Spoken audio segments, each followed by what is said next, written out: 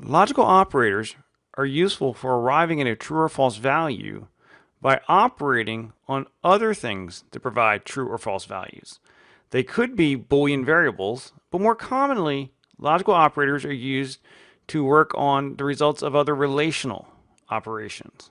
Right? So there are basically four fundamental logical operators: and, or, exclusive or, and what we call negation. And we look at this is that the and allows us to take two things can resolve to true or false. And if both of those are true, then the and returns true. Right, so we look at a little bit of code here. If I have three variables declared, A, B, and C, and I say if A is greater than B and B is greater than C, print out A is greater than C. What this does is that first we do the comparison of A being greater than B. In this case it is, right? 20 is greater than 14. So A greater than B resolves the true. Then we operate on B greater than C. Well, 14 is greater than 5. That resolves the true. And then we AND those two trues together, and true equals true.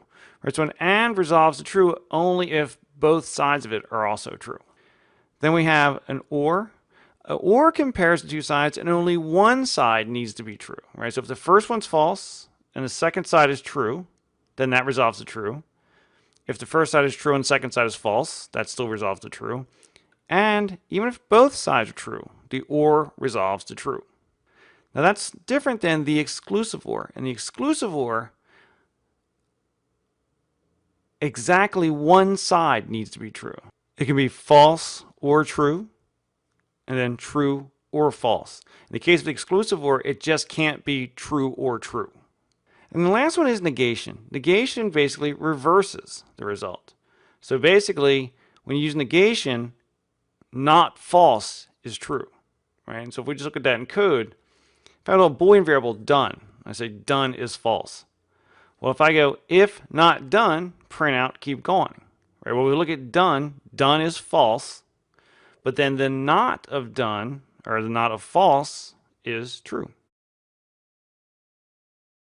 There are two special logical operators called conditional logical operators. There's a conditional and a conditional or. Now, conceptually, these resolve the same way as the other ands and ors we looked at. The key difference, though, is that they only execute the right side of their test if they need to do that to determine the result.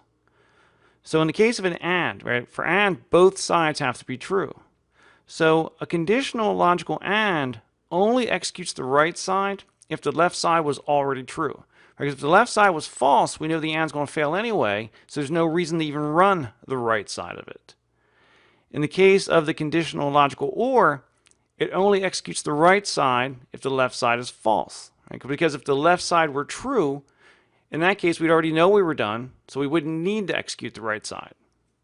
So looking at the conditional and, right, we still need both sides to be true for that to resolve the true.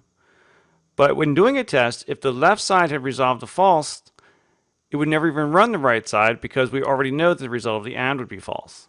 Looking at the conditional or, the left side is false, but you or that with a right side of true, that resolves the true.